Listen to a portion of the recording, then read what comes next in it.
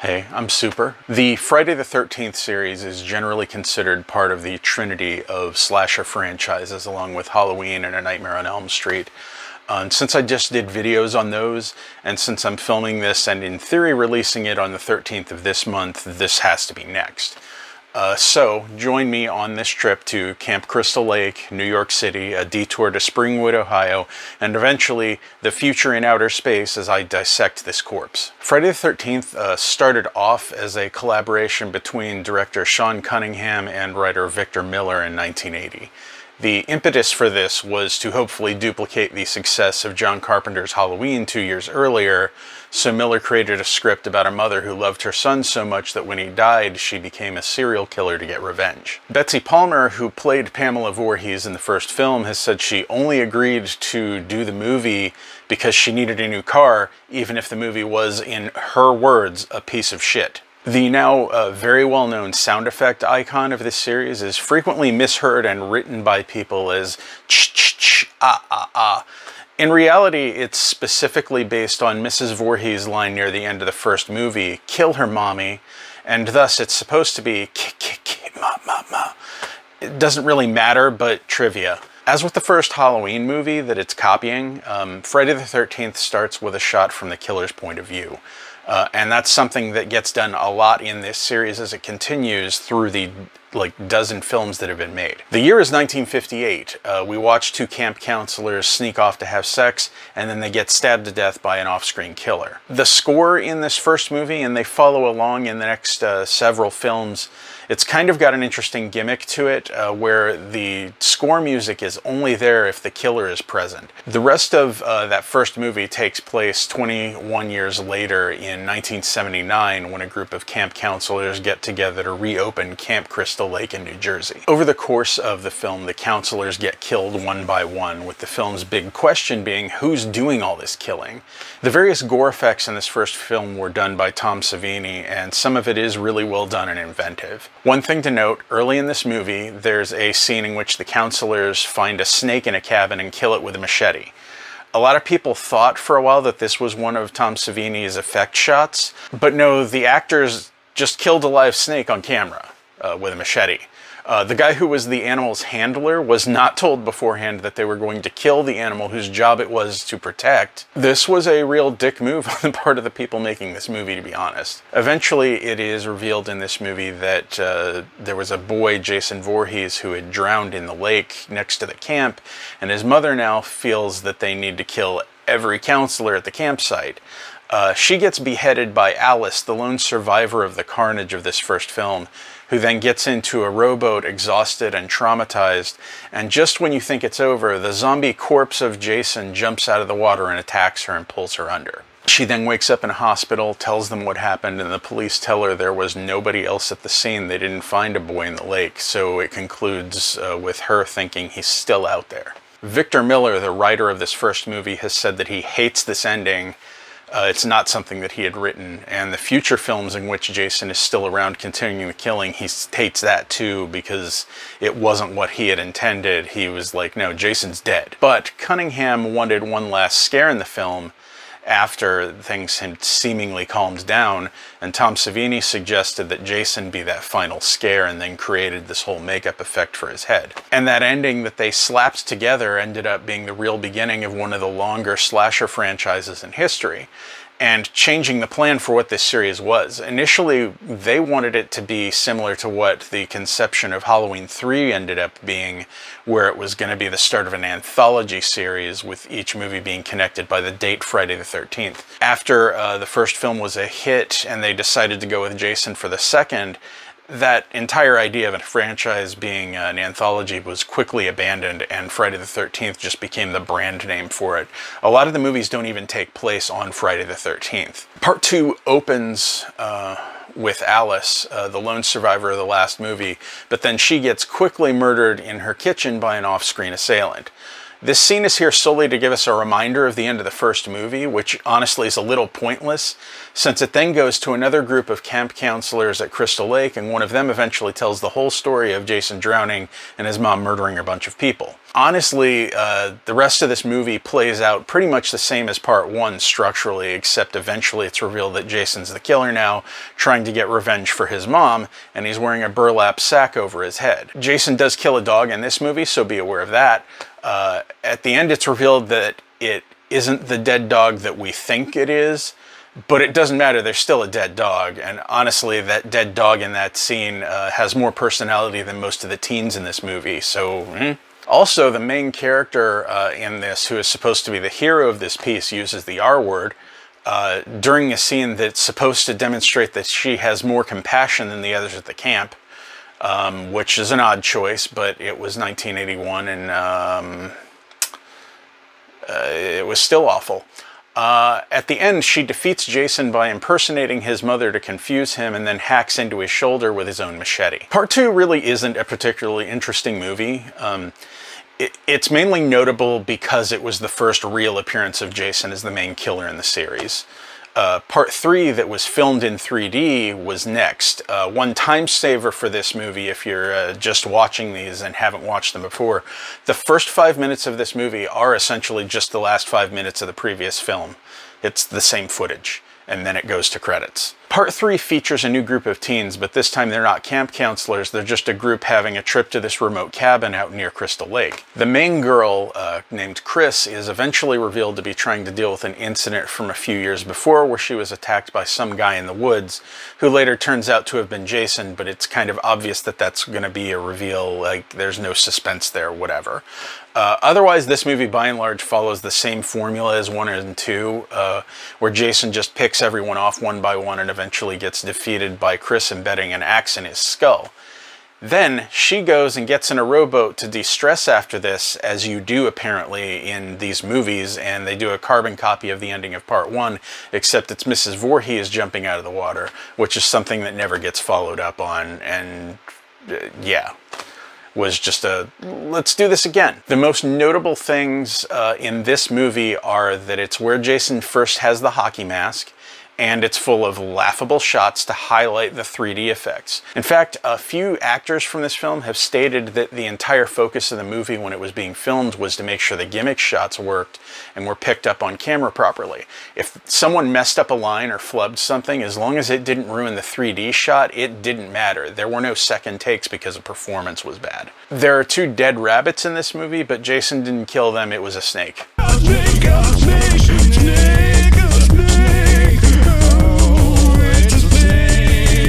Timeline problems start to really highlight in this movie if you think about it too much, but you probably shouldn't. There's a part in this movie where the battery in a Volkswagen dies, and the guy says, "I just charged it yesterday," and I'm not a doctor, but I don't think that's how that works. This movie demonstrates the exact kind of thing that I hate about old 3D movies, where so much effort is put into constantly reminding you that it's a 3D movie, that it ends up pulling you out of the experience instead of drawing you into the story. Here's an incomplete list of things that get shoved into the screen in the most inorganic fashion possible. A laundry pole, a snake, a rat, a baseball bat, a marijuana, a hobo holding an eyeball, a bale of hay, a wallet, a biker's fist with a chain wrapped around it punching through the windshield of a Volkswagen, a yo-yo, a pitchfork, a biker chick climbing a ladder, the other end of the pitchfork, another pitchfork, the other end of that pitchfork, a dead body, a machete, fruit being juggled, a barn door, a harpoon, a machete, popcorn actively popping in a skillet, a dead skunk, a red-hot fireplace poker, the same poker from another angle, another eyeball, this time freshly out of a crushed skull, books, a knife, that knife again, that knife being thrown, Jason Voorhees, a woman falling from a wooden beam, a machete, Jason Voorhees, a machete, an axe handle sticking out of Jason's head while Jason grabs angrily at the screen, and a rowboat. If you did a drinking game where you take a shot every time something gets flung at your face in this movie, you would die. When they made part 3, they intended it to be the end of the series, but then they decided to make one last movie, and that would be the end of the series, calling it Friday the 13th, the final chapter. Tom Savini returned to do the makeup effects for this one because he wanted to help kill off what he'd helped bring to life. There are, however, 8 movies after this, so it's not as final as you might think. Part 4 also begins with a few minutes of previous footage to recap. I'm not sure why they do this for these movies because, let's be honest, they don't exactly have an intricate plot that you need to get caught up on. Jason gets taken to the morgue because he's very clearly dead from the end of the last movie, but he's not going to let that stop him. He's got people to kill. This movie does switch things up a little bit by having there be a group of teens, including a young Crispin Glover, and a family next door with a dog, including young Corey Feldman playing Tommy Jarvis, who features in this and the next 2 movies, played by 2 other actors. Tommy's a kid with a passion for special effects makeup, which was put in as a tribute to Tom Savini. Crispin Glover does a dance in this movie that has to be seen to be believed. It's about 35 minutes to the movie if you want to go and look for it.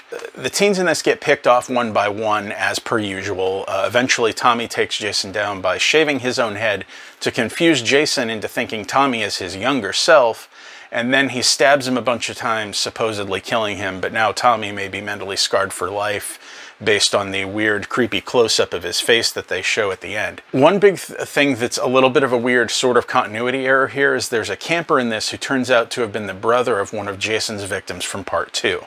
And he's been out looking for Jason ever since, and no one else is helping him to find her. And it has a bunch of old newspaper articles that have been cut out of the various killings. But by the timeline of these movies, part 2 of this series happened about like 3 days ago. Within the timeline of the movies, like part 2, 3, and 4 happened back to back to back, within days of each other. Also, it is kind of implausible that Tommy's able to shave most of his head as quickly as he is with a disposable razor. It's not how hair works. But it's generally assumed that nobody making these movies was super concerned about a coherent narrative. A lot of these were driven by the studio and the producers wanting another moneymaker, and as long as they kept making money, there's no reason to stop, and whether it all fit together or not was not really important. Despite the marketing and title of Final Chapter saying it was the final chapter, it wasn't long before production began on Part 5, A New Beginning. A New Beginning starts with Tommy 5 years later being transported to a mental health facility. Jason's supposedly dead, but Tommy keeps having dreams of Jason, and there's a doctor at the facility and his assistant Pam who are trying to help him out. There are some completely inept cops and a couple of very over-the-top country bumpkins in this movie who are more caricature than character because it's 1985 and this is a horror movie. There is a guy at this mental health facility who ends up murdering another guy with an axe, and then he's taken away by the cops. What appears to be Jason soon pops up in the movie and starts murdering everyone he comes across again. What an asshole. Tommy is also having violent outbursts as well as hallucinating that he's seeing Jason everywhere he goes. Between the axe murder at the beginning of this and the other murders that take place in this facility, the security at this mental health facility is extremely lax, and it probably shouldn't be allowed to stay open. Now, as things continue in this movie, it tries to become kind of like a whodunit mystery of who's under the hockey mask because Jason is very much stated to be dead. They even say here that he's cremated, but then in the next movie he has a grave with a body in it, so again, continuity does not matter. They do a lot to try to indicate in this movie that it might be Tommy, but then it isn't. It turns out at the end of this to be one of the paramedics from the beginning of the movie when they came to the scene of the axe murder, who is completely absent from the movie aside from that scene and the very end here where they reveal his face. He's so absent that you could be forgiven for forgetting who he is when they finally show his face. And so much so that they have dialogue in the scene right after that to explain who he is, because otherwise half the audience would be like, what in the hell? And in fact, audience still were like, what in the hell? Apparently his son was the guy who got axe murdered, so he decides to get revenge on everyone at the facility and also anyone tangentially connected to them. It's a pretty terrible reveal, though honestly having Tommy having been the villain wouldn't have been much better. It's just a bad plot and a bad movie. Then we come to the ending of it. Tommy has a nightmare in the hospital that he has killed Pam, the assistant at the facility. Then he wakes up, but he's still hallucinating seeing Jason. He gets out of bed, goes to get his belongings, and has the hockey masking with his clothes. It cuts to outside his room. Pam hears glass breaking from inside, and she runs in and sees the window to the room is smashed and thinks, oh my god, Tommy has like run off and escaped. But then the door to the room closes behind her, and Tommy is behind her wearing the hockey mask and holding a knife. He prepares to stab her as it closes in on his eyes again, and then credits. I have mentioned this before, the nonsense of this ending to other horror fans, and they seem to always respond with, well, that was still a dream sequence. Tommy isn't evil. And oddly, that part was a dream is used a lot by some fans to wave away inconsistencies in this series. It's like that Simpsons joke. Ah, yeah. Well, whenever you notice something like that, a wizard did it. So here's the real truth, though, is that wasn't intended to be a dream when they made this movie. When they filmed that, that was supposed to be the actual end. That was supposed to have actually happened. The producer's plan at that point was that Jason was for sure dead and gone, and what they were going to do, their whole plan, was to have Tommy replace him as the new killer for the series. They hinted at that at the end of part 4 with that close-up creepy shot of Corey Feldman, and then they spend all of part 5 essentially doing the same thing and giving us stuff indicating that there's something wrong with Tommy, and then end it with that. So that scene is not supposed to be a dream according to that movie. But what makes it super confusing is when you watch the next part in the series, Friday the 13th Part 6, Jason Lives, it opens with Tommy heading to Jason's grave to make sure he stays dead. And fans have kind of decided, I think, that the end of 5 must have been a dream to make sense of that, but it really is just like a case of them trying to rationalize something that doesn't make sense because they didn't bother to actually make it make sense. The only way to really fix the continuity on this is to pretend that part 5 did not happen at all, which honestly is probably okay because part 5 kind of sucks. Also, the entire thing of Tommy going and trying to check and make sure that Jason stays dead is kind of a big oops, because he digs up the corpse, then he stabs it with a piece of metal fencing to make sure he stays dead, but then it gets struck by lightning, which resurrects Jason, turning him into an invincible zombie with super strength. It's a completely illogical situation, but they needed to write themselves out of the corner they'd put themselves in by killing Jason already and having him stay dead for an entire movie. Also, as I mentioned before, they said last movie that he was cremated.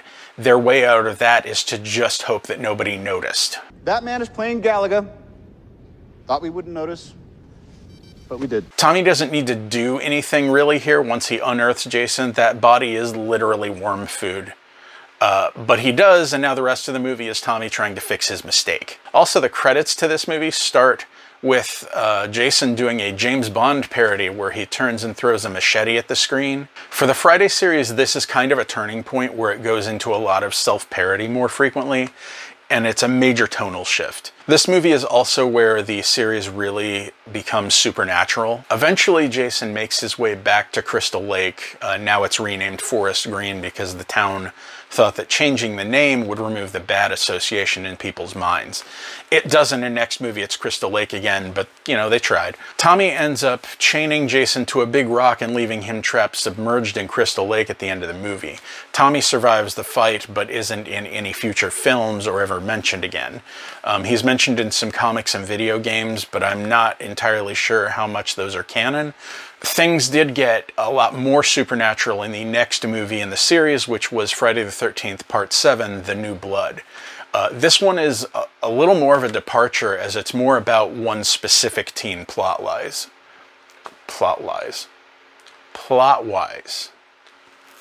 Whoa.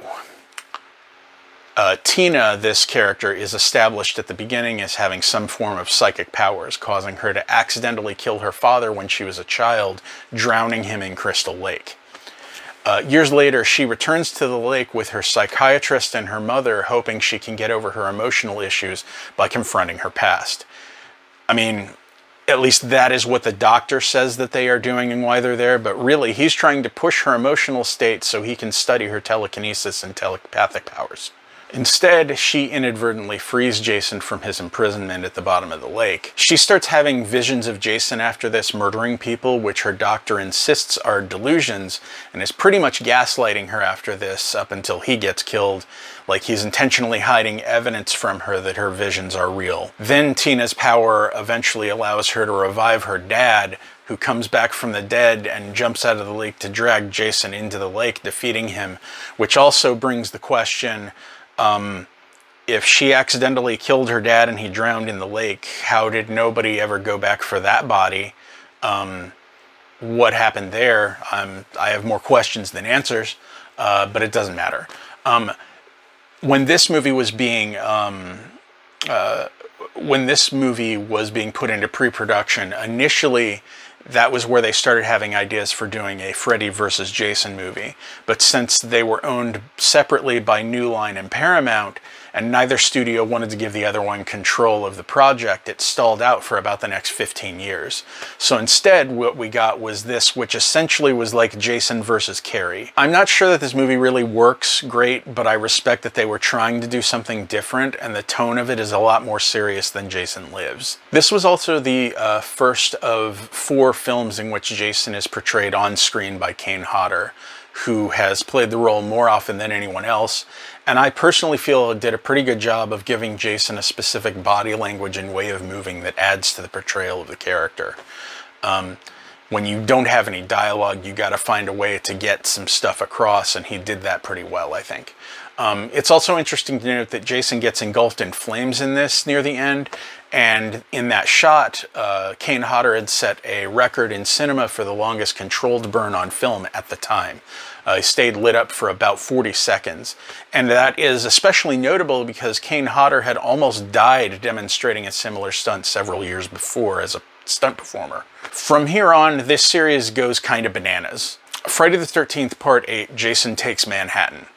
This involves Jason stalking a small cruise ship of teens out celebrating graduation as they sail to Manhattan. How he got from Crystal Lake to the Atlantic isn't really explained, but it almost doesn't matter. The concept for this was initially 2 separate ideas that were submitted. One was Jason hiding in a cruise ship, turning it into this tense, claustrophobic film, kind of like the original Alien. And I think that actually sounds kind of cool, and I would have wanted to see that kind of thing, but I really liked Alien. The second idea was Jason loose in New York doing murders at all the famous landmarks of New York City. Eventually, they decided to just squish these 2 ideas together, partly because filming an entire movie at all those New York City landmarks was way more expensive than Paramount wanted to spend. So most of this movie is on a boat. I'm on a boat!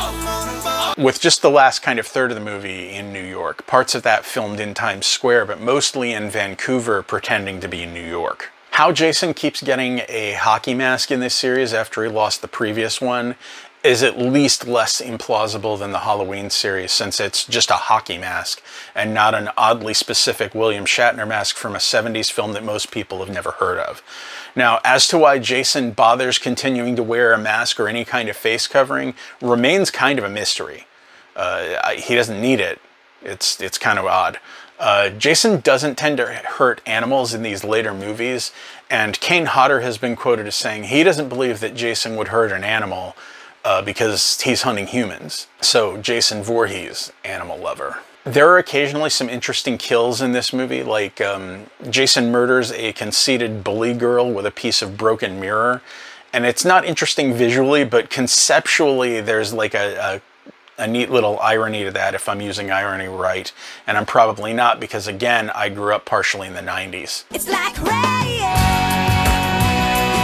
I think kills that are interesting like that in concept is something that the series is frequently missing, so I appreciate when they do it. This is an hour and 40-minute movie. We don't get to Manhattan until over an hour in, and like, when the Muppets took Manhattan, they were there almost immediately, so this was a ripoff. They don't say it or explicitly show it in this movie, but Jason can teleport. There's really no other way to explain how he's able to get to some of these places so quickly when he moves so slow. Upon getting to New York City, the main characters experience a mugging, Rennie, the main character, getting kidnapped, shot up with drugs against her will, and almost raped, There's a street gang of punks with knives, a third rail electrocution on the subway, a waitress in a diner putting out her lit cigarette on some food. And when they tell the waitress there's a maniac trying to kill us, she smiles and says, "Welcome to New York." Also, there is a copious amount of toxic waste that, according to the sanitation guy in the movie, floods the sewer every night. I only mention all of this because the initial poster for this movie was Jason pulling down an "I Love New York" sign, and the New York Tourism Board threatened to sue Paramount over it if they didn't pull those posters. And I can't imagine why they would think that this movie portrays New York City in a bad light. Also, at the end, the toxic waste transforms Jason back into a young child at the end. The series sat for 4 years after this, which was the longest gap between films at that point. Everything else had been like no more than a year or two of a gap. After a few bits of the rights hopping around, the franchise ended up being at New Line Cinema, who then put out Jason Goes to Hell: The Final Friday in 1993. This is the second time in this series that they've had the word "final" in the title, and it is the second time that title was a complete lie. Generally, a lot of Jason fans hate this movie, and it's kind of easy to understand why that is. It starts off pretty normally. We're back at Camp Crystal Lake, which does slightly confuse since Jason was last seen having turned back into a small child in Manhattan, but it doesn't matter at this point. There's a woman alone at a cabin in the woods in the dark. The light bulb dies, so she heads out to the shed to get another one. It's all spooky. She goes back into the cabin. They go through the standard stuff. She does, bathroom stuff, toothbrushing and that kind of thing. They keep focusing on the mirror, so you'll think Jason is going to pop up when she looks back at the mirror again, but doesn't. She takes off her clothes to take a shower. The lights go out again. She puts on a towel to check things out in the dark. And then Jason pops out of nowhere and attacks. She runs outside. Jason runs right behind her. And just when he's about to kill her, a bunch of floodlights turn on and Jason looks around confusedly. He's riddled with bullets by a small army that was clearly all a trap, and he's blown to literal pieces by the FBI. That's like the first 5 minutes of this movie. Jason's dead. The various pieces are then sent to a federal morgue in Ohio. Slight note, one of the two security guys in this scene, when they get to the morgue, is Kane Hodder, who also plays Jason. He talks shit about Jason right before it cuts to a news report and a shot of him having been brutally murdered. And I don't know, I appreciate the in-joke there. Like, how many people can say they've played Jason and someone who's been killed by Jason in the same movie? I think it's just him. Anyway, the reason he's dead is because in the previous scene to this, the doctor performing an autopsy on Jason's scattered remains suddenly gets an urge to eat Jason's heart and then becomes possessed by the spirit of Jason Voorhees. That's right, this is a body swapping movie now. Jason as a physical being is barely in it, and it creates a whole new mythology to Jason and the series because he is now undead and able to swap bodies temporarily.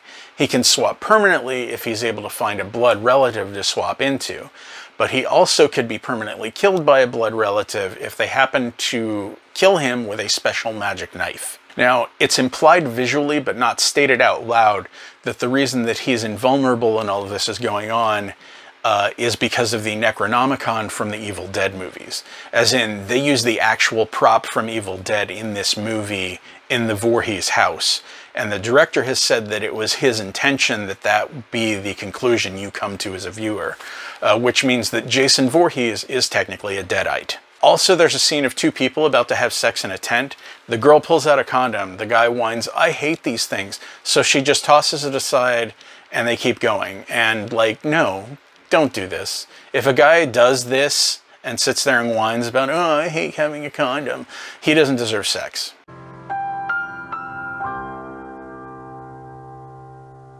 Oh, the movie also has a quick Easter egg from the Creepshow segment The Crate near the end, and maybe a reference to John Carpenter's The Thing, and I love both of those movies, so I just wanted to point that out. Not much else to say.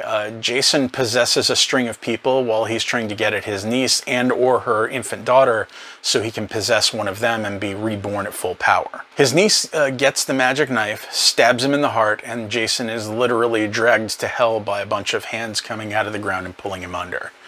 All that's left in the end is a battered hockey mask on the ground. And as the camera zooms in, the unmistakable gloved hand of Freddy Krueger comes out of the ground and drags the mask under as you hear maniacal laughter. That hand was actually Kane Hodder's hand with the glove on it. So he played Freddy and Jason and a guy killed by Jason in the same movie here. The reality is that this movie only exists to get us to Freddy vs. Jason. They were working on it, but things kept getting stalled out on the crossover movie, so they made this to bridge the gap and keep interest going. Also, the director of the first film, Sean Cunningham, who was a producer on this, specifically asked that they do a plot that would get rid of the hockey mask. He's denied it, but the director of this film says that that is exactly what he was ordered to do. This movie didn't do great. Nothing happened for 8 more years with any entries in the series. And when they did put out another sequel, it was not Freddy vs. Jason because that hadn't happened yet. The next movie was Jason X. This movie is Jason in space, in the future, and then he becomes a cyborg. It starts with Jason being alive and not in hell, but in a lab being experimented on. It's confusing if you watch these movies in release order, but like a lot of this series, continuity is very loose and it doesn't matter. Technically, Freddy vs. Jason is part of the timeline. If it is, then this has to take place after it, even though it was released the year before. Jason gets cryogenically frozen and then unthawed in the year 2455. He gets then turned into a cyborg, or Uber Jason, as some call it, because of nanotechnology. And then he just keeps killing people. Jason X is not a well-liked movie in the series by a lot of fans. It spends most of its 90 minutes or so poking fun at the series, which can be kind of amusing, but it really overshoots not taking itself seriously in places. I did laugh a little at a scene they have where they're using essentially a holodeck, but they don't call it that because Star Trek, to trick Jason and distract him by having 2 artificial generated girls say out loud, "We love premarital sex," because Jason can't resist the urge to kill people who might be about to do it. It's kind of a funny movie in places, but it's not good. And again, Jason X only really existed because they hadn't done a movie in a while and they wanted to remind people the franchise was still a thing while they waited to get Freddy vs. Jason made. It's pretty much the end of the main timeline since the reboot is its own thing and it just doesn't fit in. I talked before in my Elm Street video about Freddy vs. Jason, but more from the Freddy perspective. From the Jason point of view, Freddy vs. Jason doesn't quite fit continuity, but it's mostly not a big deal, obviously. The biggest problem that I think exists within it that doesn't quite fit is they introduce a plot point where Jason has a weakness for water. And that could work if it was something that had ever been the case or even hinted at in a previous film, but it's not. And, you know, I mean, I can understand why they tried to do this. It makes narrative sense as a counterpoint to Freddy having been killed by fire. But watching any Jason movie in the series aside from this one, it's not a thing. He's in water all the time. He's even fully submerged in this same movie after points that they say that water is a weakness for him and he's afraid of it. And it doesn't matter, so it's like not an issue. It was just kind of a poor choice in writing. Kane Hodder was not asked back to play Jason in this, and I really still think that that was a wrong move. Not because the guy that they got to do it, Ken Kirzinger, was bad. I think he did a good job, but if anyone embodied this character, it was Hodder. He'd been pushing for this movie to happen for years, and he was excited to get to do it, and they essentially said, "You're a few inches too short." That was part of the reason they gave for not having him back. You could say they didn't really owe anything to anyone, but it felt kind of rude. And it felt like a real slap in the face to the guy who had put a lot of work into this. And if they had done this same thing to Robert Englund for Freddy and just said, either you're too tall or you're too short, so we're going to recast Freddy for Freddy vs. Jason, that never would have flown. It just seems like they really didn't feel like it mattered who was under the mask if he was the right height. And I think they're wrong. That said, Freddy vs. Jason is kind of a fun movie, and you're there to see Freddy and Jason try to kill each other, and it delivers on that. The series then didn't go anywhere for another 6 years until they decided to do a full reboot of the series in 2009, produced by Michael Bay. And again, Michael Bay is a red flag. Much like the Elm Street reboot that was the next year, Friday the 13th, 2009 tries to give us all the familiar beats of the source and add its own twists. But as with that, it ends up mostly being just stuff that we've already seen before with more CGI. This movie also, still in 2009, is using the R word, and what the fuck, guys. One of the central plot points of this movie is that Jason kept this one girl alive when he killed all her friends because she looked like his mom. And the thing is, I guess she does if by look like her you mean is a woman with a human face. I don't really see any resemblance between them, so that kind of, it just doesn't work. And this movie really is kind of just little bits of the first 4 movies of the series mashed together into one, and scenes trying to give us origin stories for things that don't need an origin story. Like, the filmmakers made a big deal in interviews about how they were going to give an origin story to the hockey mask Jason wears, because in the other movie, he just finds it off screen and just shows up wearing it in part 3. And they had a great idea for introducing it, and you wonder, what's this cool story? It must be really great if they're building it up like this. So here's the really cool origin story they came up with. He finds this hockey mask laying around and puts it on. That's it. Origin story over. It's groundbreaking, truly. But if you want to see Jason just kill people, he certainly does that a lot in this movie. The cast features a current at the time star of Supernatural, a future star of The Flash, and a former cast member from Veronica Mars. So this movie is definitely the CW but horror. The way they take Jason down at the end is, I have to admit, almost cool. They almost had it, and I would have given them points for it. But instead of just pushing him all the way into the wood chipper, which is what I'd probably do in this unlikely scenario that they're in, they take the body out of there and go drag it out and dump it in the lake, along with his hockey mask, allowing for one final scare when Jason jumps out of the water to drag the girl back under with him. But I guess, you know, you got to leave it open for a sequel by not totally obliterating Jason. No sequel ever happened, though. Despite this being the second highest grossing of the Jason films, and there's been a bunch of legal issues since then, and last I saw, Victor Miller, who wrote the first movie, has the rights now and isn't doing anything with it. As with the Elm Street series, I think it's best to just let Jason die, at least for now. It's honestly kind of hard for me to rank these movies in the series. The first half and the second half of this series are almost 2 totally different things in some ways. A lot of them have the same basic plot with a few changes up until part 7 when they start really playing around with it. There's not a lot of real insight or deeper meaning in this series. You watch these to see interesting kills and special effects, and that's about it. On that basis, if you're into the effects, they're occasionally fun, but of the 3 parts of this slasher trinity, they're the ones that have the least rewatch value for me. A lot of these I haven't rewatched in a while, and in doing the rewatch, I still think that it's just a lesser series than Halloween or Elm Street. I would complain more about how the later entries in this series, the franchise turned more and more to the comedic side, but unlike the Freddy movies, I've never, even as a small child, I've never felt scared by Jason. So seeing him turn into somewhat of a joke just doesn't bother me as much. Sorry. This video is over now. You can like and subscribe if you want more of this.